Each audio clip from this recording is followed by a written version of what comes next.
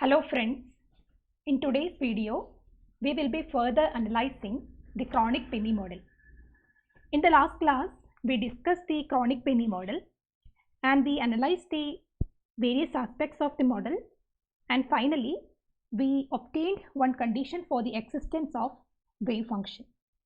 So it is given by if P sin alpha A divided by alpha A plus cos alpha A is equal to cos Ka, then under this condition, wave function corresponding to the electron wave can exist within a crystal lattice, and if this condition is not satisfied, that means the solutions psi 1 and psi 2 wouldn't exist. So what are psi 1 and psi 2? Psi 1 is the wave function of the electron wave in the first region where potential is 0. Psi 2 is the wave function of the electron wave in the second region where the potential is V0. And for psi 1 and psi 2 to exist, A, B, C and D should have values. And under that condition, we obtained this equation that actually implies that the existence of wave function. So we will be analyzing this equation in this video to understand more about the behavior of electrons within a crystal lattice. So first let us try to plot this function. First of all, I am going to consider the left hand side of this function. There we have one function P sin alpha A by alpha A plus cos alpha A. So I am going to plot a curve with x-axis being alpha A, and the y-axis being P sin alpha A by alpha A. So these are not K, these are alpha plus cos alpha A. So this function, the left hand side function, is plotted with x-axis being alpha A and y-axis being the function value. So surely you can see, since sine and cos terms are coming in this function, the function will surely be oscillatory. So the function, if I plot correctly, it will look like this function, this yellow curve here. So this curve is the function P sin alpha A by alpha A plus cos alpha A. So depending on the value of P, the shape of the curve can vary. Sometimes it will be steeper and sometimes it will be broad. And now I am going to look into the right hand side of the function. In the right hand side we have cos Ka. So we know the cos function. So let us consider the limiting values of cos Ka. What are the maximum and minimum possible value of cos Ka? We know the maximum and minimum values are plus or minus 1 for cos Ka. So I am going to draw a curve line, and this upper line, this horizontal line corresponding to the limiting condition of cos Ka, which is cos Ka equal to 1. So surely the cos Ka cannot take any values higher than 1. And similarly, the minimum possible value of cos Ka is minus 1. So I am going to consider that limiting value at the lower level. So this curve, this horizontal line corresponds to the limiting condition cos Ka equal to minus 1. So now let us consider the equation that we have. P sin alpha A by alpha A plus cos alpha A, the left hand side function, should be equal to cos Ka.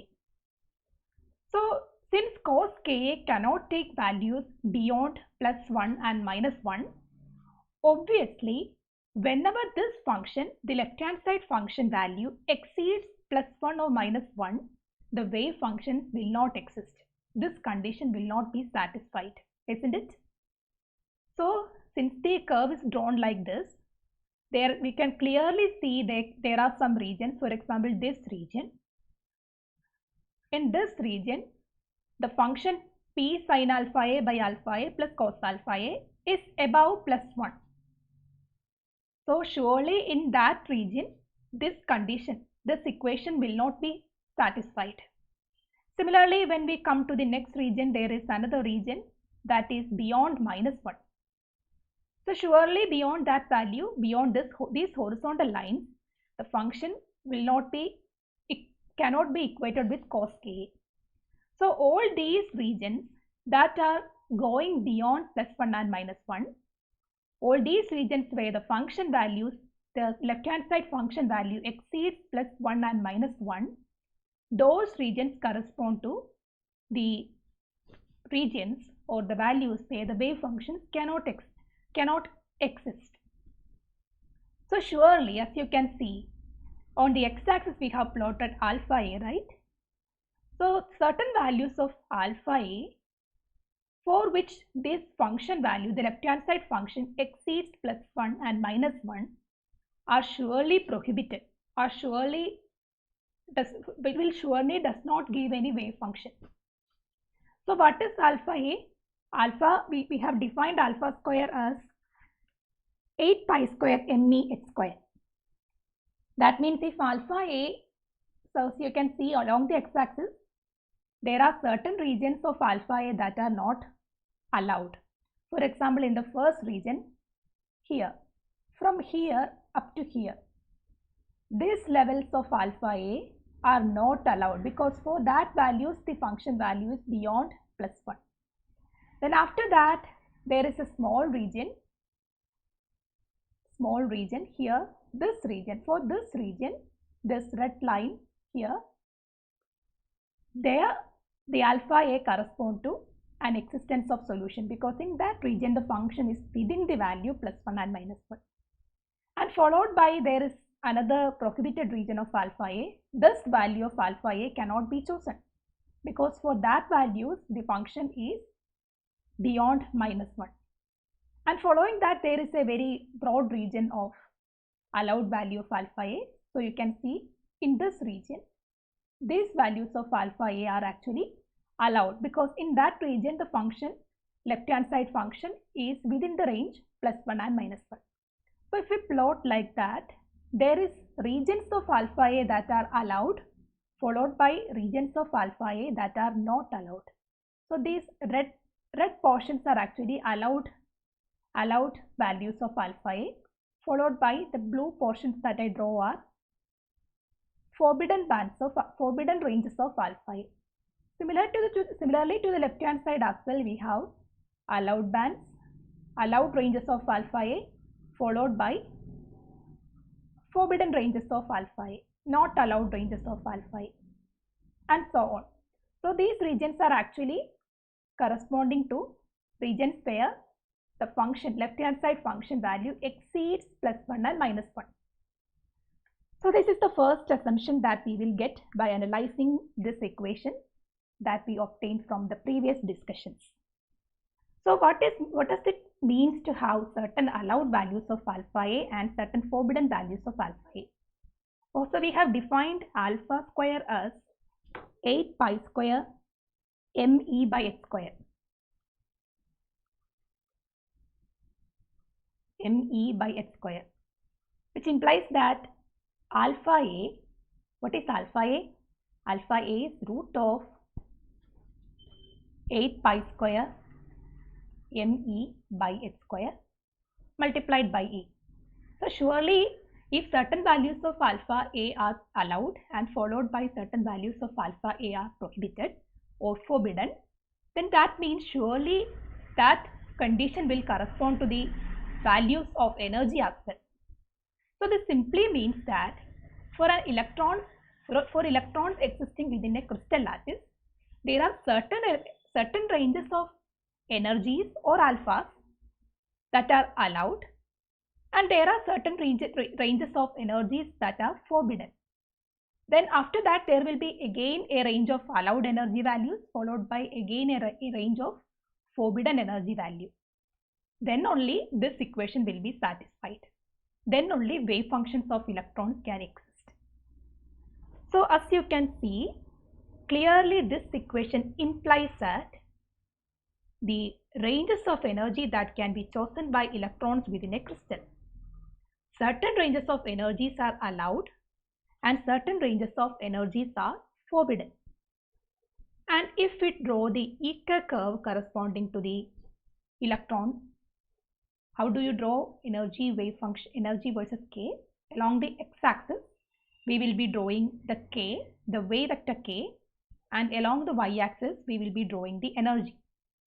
So for a free particle, we know energy is equal to p square by 2m or h cut square k square by 2m.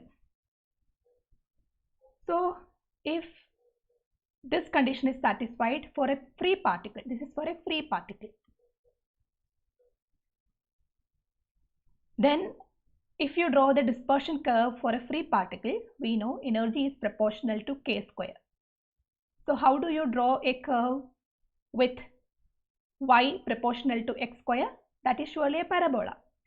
So here this dotted curve is the curve corresponding to a free particle. This dotted curve, which look like a parabola, is actually corresponding to a free particle. Now, electrons within a crystal are not free particles. They are moving through periodic potential. And the earlier assumptions that we have made implies that there are certain bands of energy that are allowed and there are certain bands of energy that are not allowed. So if you particularly look at where these gaps occur, where these forbidden bands occur, we can see when cos Ka exceeds +1 or -1, there we get these limits, right? So when left hand side function exceeds certain limits, we get forbidden bands. So that corresponds to cos Ka being +1 or -1. So the forbidden regions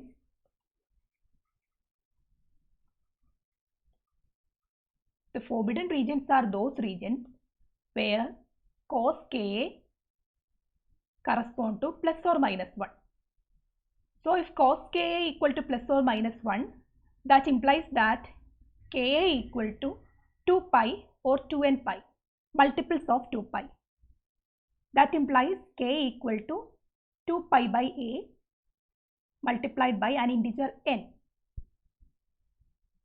So for these values of wave vectors, we have broken or forbidden regions of energy, forbidden ranges of energy. That is what we get from analyzing this equation. Whenever the cos Ka equal to +1 or -1, then we have a range of energy that is not allowed. So if you draw the dispersion curve, we know for certain values of K, where this actually, there is a small correction. Cos Ka equal to +or -1 when Ka equal to n pi. No need for 2n pi. We know cos pi is -1. So this is just n pi, and K equal to pi by A into n can make cos Ka +or -1. So using that analysis, whenever the K values are pi by A, 2 pi by A, 3 pi by A, and so on, multiples of pi by A. Similarly to the left hand side, negative values of pi by A, 2 pi by A, and so on. We have breaks in energy. We have ranges of energy that are not allowed. So if you draw the Ecker curve, how will that look like? First, there is a range of energy that are allowed. These energies are allowed. This range of energy is allowed.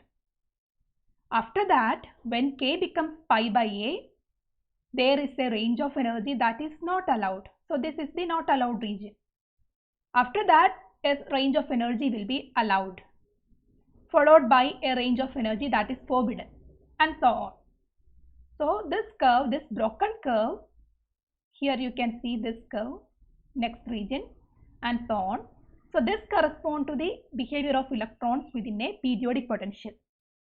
There are ranges of energy that are allowed, followed by ranges of energy that are forbidden, and ranges of energy that are allowed, followed by ranges of energy that are forbidden, and so on.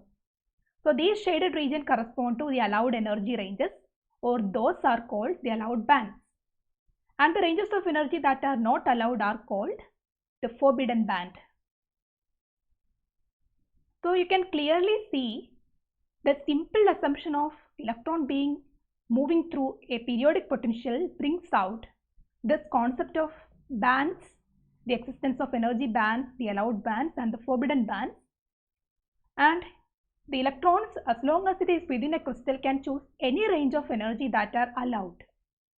But an electron with an energy in the forbidden region cannot exist within the crystal. That is the assumption from the band theory. So if an electron has this much amount of energy, if a little bit more energy is to be supplied to this electron, that will excite it to this level, it cannot accept that energy. Only if the electron is able to get excited to the next band, it will be able to accept that energy, because if it has this much amount of energy, it cannot exist within the crystal. So that is how the bands are formed. That is the basic concept of band. So I hope some points are clear for you. What we were mentioning is that from this equation, from the equation 1, we get the idea of bands. We get the idea that certain values of alpha A are allowed and certain values of alpha A are not allowed.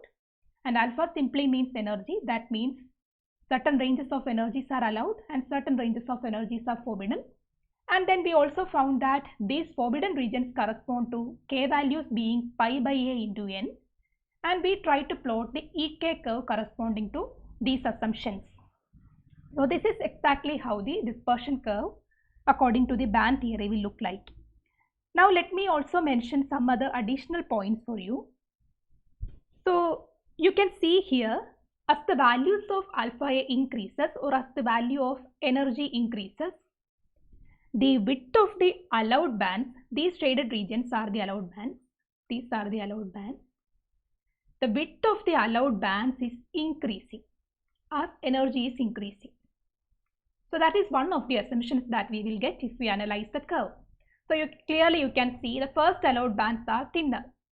Then the next allowed band is slightly wider. And as you move up in the energy, the width of the allowed band is getting wider. And the width of the forbidden band, as you can see, the initial forbidden band is very wide. This is the forbidden band, followed by a small forbidden band, and so on. So the width of the forbidden band decreases and the width of the allowed band increases as the energy goes higher. So that is one of the assumptions that we will get if we analyze this curve. And the second assumption is that depending on this p value, what is this p value? We have derived this p value to be equal to 4 pi square ma divided by h square into V0b. So this P is often called the barrier strength, and if P is large, then V0b is large and the potential barrier will be more higher. And if P is very high, if we plot this function, the curve, initial curve that we drew, that will be much more steeper. P higher means this curve will be steeper. And steeper curve means the allowed bands will be much more thinner than the previous one. So this curve will be moving in a steeper angle like this, or sometimes if P is low, it will slowly increase. So steeper angle means the allowed bands will be thinner. If it is in a lower angle, then that means we will have a much wider allowed band. So depending on the value of P, the range of allowed band and the range of forbidden bands can vary. So if P is high, then allowed bands will be thinner, will be narrower, and the forbidden bands will be wider. So this is how the value of P, which is the barrier strength, we have defined it already, will affect the range of allowed band and the forbidden band. So these are some additional points that I would like to make. How P value will affect the allowed band and the forbidden band, and how as energy increases, the width of allowed band increases and the width of the forbidden band decreases. So I hope this is the basic concept that the band theory is trying to make, that the electrons within a crystal cannot take all the ranges of energy, all the energies. Let us, there are certain ranges of energy that are allowed, and there are certain ranges of energies that are forbidden. And this concept of bands can actually give a very detailed idea about metals, semiconductors and insulators. We will see that later, how these bands can explain the behavior of metals, semiconductors and insulators. As of now, we have seen this beautiful derivation or beautiful assumption of how the periodic potential can give us a very concrete idea about how bands are formed in energies for electrons within a crystal, and the later assumptions of how the width of the band varies depending on various factors of crystal. So I hope this portion is clear for you. Thank you.